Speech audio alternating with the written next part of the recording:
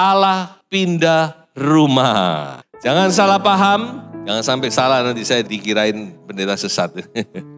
Jadi tempat kediaman Allah yang tetap dan yang kekal itu ada di dalam sorga. Tidak pernah bergeser, tidak pernah berpindah-pindah. Dan saya mau katakan bahwa sorga itu adalah tempat yang real, tempat yang nyata. Jadi bukan hanya angan-angan, bukan hanya janji-janji. Tapi sorga itu adalah tempat yang real, yang nyata. Ada sorga di atas, ya, ada bumi di bawah. Tetapi kalau kita pelajari dalam Alkitab, maka tempat kediaman Allah di bumi ini berpindah-pindah. Nah, mari kita membaca satu ayat lebih dahulu. Dalam Keluaran pasal 25 ayat 8. Dan mereka harus membuat tempat kudus bagiku, supaya aku akan diam di tengah-tengah mereka. Kata diam di sini dalam bahasa aslinya adalah Shekinah. Banyak orang tidak tahu Shekinah artinya apa. Shekinah itu artinya to dwell, diam, menetap. Nah, sejak Taman Eden digusur, saya katakan Taman Eden digusur, Taman Eden yang di bumi ini digusur, karena manusia sudah jatuh dalam dosa. Maka ini adalah yang pertama kali Allah menyatakan diri kepada manusia bahwa ia akan diam bersama dengan manusia. Dan kita harus tahu bahwa Allah itu Allah yang senang sekali diam bersama dengan manusia. Allah itu senang diam bersama dengan orang-orang yang mengasihi dia, orang-orang yang dia kasih. Sebab itu Allah berkata kepada Musa, buatkan padaku satu tempat tinggal di mana aku bisa diam di tengah-tengah umatku. Waktu itu masih bangsa Israel, umat pilihannya bangsa Israel waktu itu. Di mana aku bisa diam di tengah-tengah bangsa ini. Dan kita tahu wujud daripada tempat itu adalah tabernakel dan tabut perjanjian. Ya, tabernakel itu banyak sekali perkakasnya, tapi yang paling utama yang menandakan kehadiran Allah adalah tabut perjanjian. Jadi ini adalah tempat tinggal Allah pada zaman itu. Dan perlu kita ketahui bahwa Allah selama 40 tahun mengiringi perjalanan bangsa Israel. Allah itu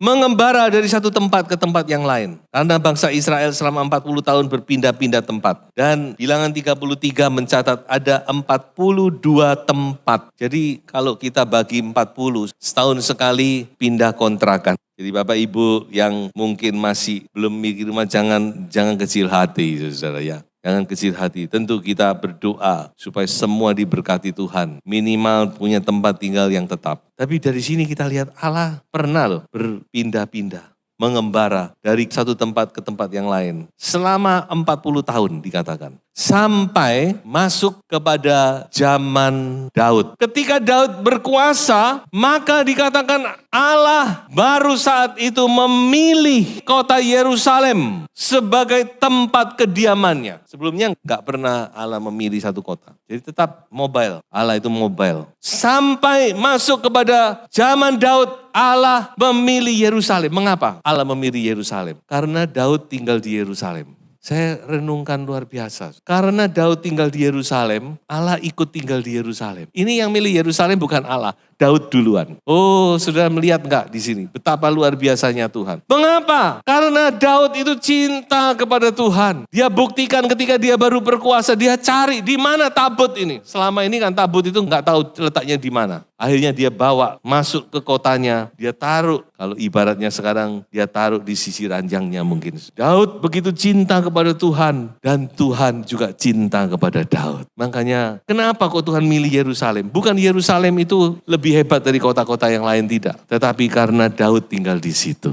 Sudah lihat enggak? Kalau ada anak Tuhan cinta Tuhan, Tuhan senang tinggal di sana. Amin. Di mana ada keluarga yang cinta Tuhan, percayalah Tuhan ada di dalam keluarga saudara. Dia memilih Yerusalem karena ada Daud di situ. Jadi pada saat itu ada satu hal yang unik yang saudara mesti mengerti. Kemah suci di tempat yang namanya Gibeon, tetapi minus tabut perjanjian. Karena tabut perjanjiannya sama Daud diambil, ditaruh di kotanya. Di kota Daud, di sebuah kemah. Masih kemah. Jadi ada dua, seperti dualisme ya. Jadi kemah Musa di Gibeon, tapi tabut ada di Yerusalem. Nah, itu kejadian yang unik pada saat itu. Sampai masuk ke Salomo. Jadi Daud menaruh tempat tabut perjanjian pada sebuah kemah yang sederhana, yaitu kemah Daud. Dan Daud punya satu keinginan dalam hatinya. Aku ingin membuatkan rumah. Karena kan selama ini cuma berupa kemah. Dia ingin membuat sebuah rumah yang megah untuk tabut perjanjian ini. Dan dia nyatakan itu kepada seorang nabi. Dan nabi berkata, silakan, keinginanmu itu hebat, aku juga setuju. Tapi kita tahu, Allah bilang no.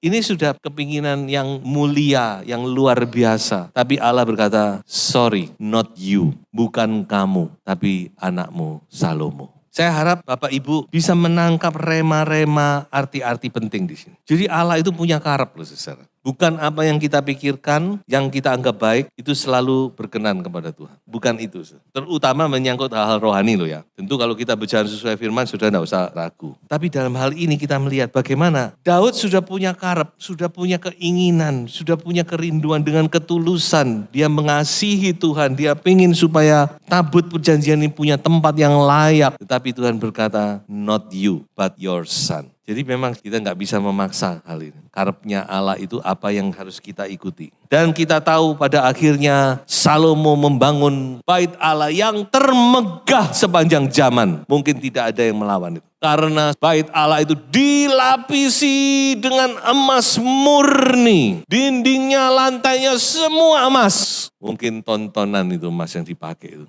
Jadi bait Allah ini luar biasa. Dan kalau kita lihat di dalam 2 Tawari pasal 6, Salomo berdoa. Ketika bait Allah itu ditabiskan, dia berdoa, dia minta kepada Tuhan satu hal, Tuhan hadirlah di tempat ini. Itu intinya. Bait Allah sudah ada, gereja sudah ada. Tapi kalau nggak ada hadirat Tuhan, semuanya tidak ada artinya. Jadi bukan masalah gedung gereja yang megah, itu bukan yang terpenting. Orang sekarang kan kalau lihat itu, wah. Yang terpenting adalah hadirat Tuhan. Amin. Tuhan hadir enggak di rumahnya? Makanya Salomo sangat mengerti. Dia berdoa berlutut. Dia menyembah Tuhan. Dia berdoa, Tuhan hadirlah di tempat ini Tuhan. Dan Tuhan menjawab doanya. Di dalam 2 Tawari pasal 7 dikatakan Tuhan turun menyambar korban persembahan. Dan kemuliaan Tuhan memenuhi tempat itu. Sampai dikatakan imam-imam tidak bisa masuk ke dalam. Karena begitu mulia dan Tuhan hadir di bait Allah Salomo sampai bait Allah itu akhirnya dimusnahkan. Mengapa dimusnahkan? Karena mereka nggak bisa menjaga hadirat Tuhan. Makanya coba kita sama-sama ya. Saudara saya ingatkan, saudara ingatkan saya juga. Don't take it for granted. Every spiritual blessings. Setiap berkat-berkat rohani, terutama kehadiran Tuhan, jangan kita anggap itu sesuatu yang take it for granted. Seolah-olah memang harus demikian. No. Bangsa Israel nggak bisa menjaga. Pada akhirnya semua musnah. Jadi itulah kurang lebih kisah tentang keberadaan Allah di perjanjian lama. Sekarang kita masuk kepada zaman baru, yaitu perjanjian baru. Bagaimana dengan perjanjian baru? Apakah Allah masih senang tinggal bersama manusia? Kalau senang, di mana dia tinggal? Di mana wujudnya? Di mana rumahnya? Nah, coba kita baca satu ayat di dalam Yohanes pasal 1 ayat 14. Firman itu telah menjadi manusia dan diam di antara kita, dan kita telah melihat kemuliaannya, yaitu kemuliaan yang diberikan kepadanya sebagai anak tunggal Bapa, penuh kasih karunia dan kebenaran. Perhatikan, firman itu telah menjadi manusia dan diam di antara kita. Kata diam dalam bahasa asli kata skeno. Saya pikir-pikir saya juga baru sadar, kok mirip dengan bahasa Ibrani-nya. Padahal ini bahasa Yunani, skeno. Kalau bahasa Ibrani, sekina. Skeno itu artinya berkemah, camping. Siapa di sini? Tidak lain adalah Yesus Kristus. Jadi ketika kita masuk ke dalam zaman perjanjian baru, kita melihat di situ bahwa ternyata Allah masih tetap ingin diam bersama dengan manusia ciptaannya. Bukan hanya ingin, bahkan kali ini Allah sendiri melalui pribadi anaknya yang tunggal, Yesus, hadir di tengah-tengah umat pilihannya. Jadi kita melihat sudah perpindahan ya. Dari kemah Musa, kemah Daud, bait Allah Salomo, sekarang Yesus Kristus. Jadi Yesus Kristus itulah perwujudan daripada Allah yang hadir di tengah-tengah umatnya. Makanya ada satu saat murid Yesus berkata gini, bertanya kepada Tuhan Yesus, Tuhan tunjukkan Bapa kepada kami. Filipus kalau nggak salah yang bertanya, di Yohanes 14. Kalau Tuhan tunjukkan Bapa kepada kami, that's enough, cukup bagi kami. Kami selegowis bisa melihat Allah. Dan Tuhan Yesus berkata apa? Filipus, kamu masa nggak tahu? Kalau kamu melihat aku, itu kamu melihat Bapa. Mengapa? Karena Yesus itu adalah perwujudan Allah yang sepenuh-penuhnya. Coba kita lihat dua ayat ini ya. Ini ayat penting ini. Coba saya bacakan saja di dalam Kolose. Kolose pasal 1:19 dikatakan, karena seluruh kepenuhan Allah berkenan diam di dalam Dia. The fullness of Godhead. Seluruh kepenuhan keilahian Allah itu berdiam di dalam Yesus, dalam tubuh Yesus. 2 ayat 9, sebab di dalam Dialah berdiam secara jasmania seluruh kepenuhan kealahan. Jadi kita harus mengerti bahwa Yesus itulah wujud daripada Bapa hadir di tengah-tengah manusia. Sebab itu kalau sudah mau mengenal Allah, kenalilah Yesus.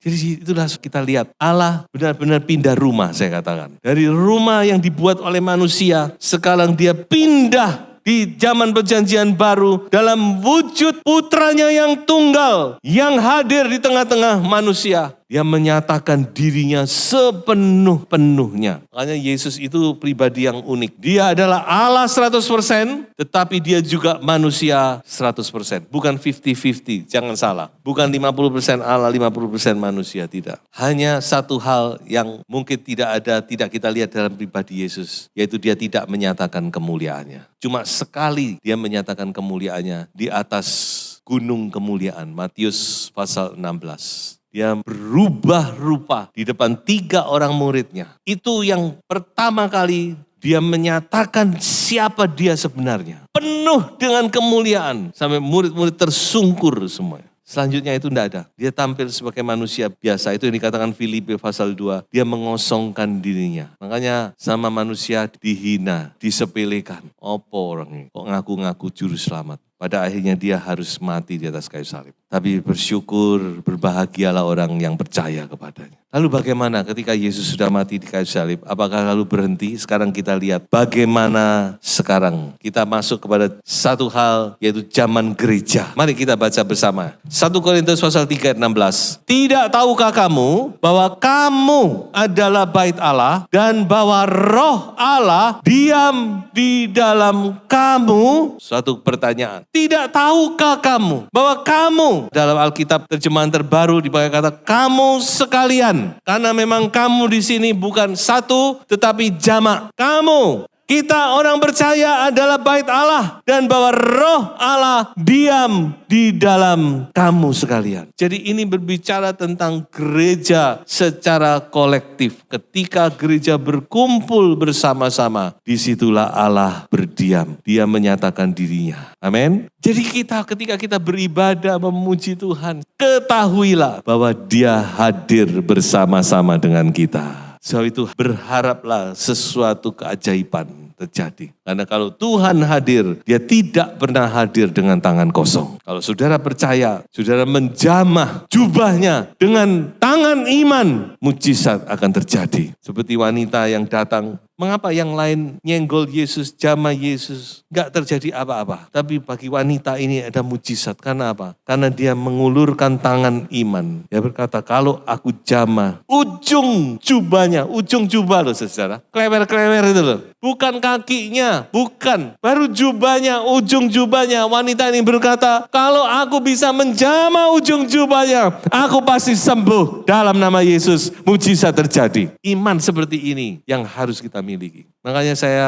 berdoa, kalau sudah mau sepakat dengan saya berdoa supaya saya ini pribadi dan juga jemaat tentunya, kita diberi 3 hal, roh firman, roh iman, dan roh doa. Ini 3 ini penting, roh firman, roh iman, roh doa. Supaya benar-benar mujizat terjadi. Mari kita baca selanjutnya, bukan hanya secara kolektif. Bahkan ketika saudara ada secara pribadi, dikatakan Allah berdiam di dalam kita. Kita baca, atau tidak tahukah kamu bahwa tubuhmu adalah bait Roh Kudus yang diam di dalam kamu. Roh Kudus yang kamu peroleh dari Allah dan bahwa kamu bukan milik kamu sendiri sebab kamu telah dibeli dan harganya telah lunas dibayar. Karena itu muliakanlah Allah dengan tubuhmu. Haleluya. Tidak tahukah, tidak sadarkah kamu bahwa kamu, saudara dan saya, secara pribadi, tadi secara kolektif ya, sekarang secara pribadi, Rasul Paulus berkata, kita ini adalah bait Allah. Luar biasa. Jadi saya melihat dari perjanjian lama ke perjanjian baru ini, Allah pindah rumah, saya pakai istilah Allah pindah rumah ini, makin pribadi, makin erat, makin intim, makin luar biasa, makin murah, makin mulia. Karena Allah tidak lagi berdiam di dalam rumah secara fisik, tetapi Allah berdiam di dalam kehidupan umatnya. Saudara dan saya pribadi lepas pribadi, kita adalah tempat kediaman Allah di dalam roh. Haleluya. Coba renungkan itu. Sepanjang minggu ini renungkan itu. Karena itu Paulus berkata, ayo kita pakai tubuh kita ini untuk memuliakan Tuhan.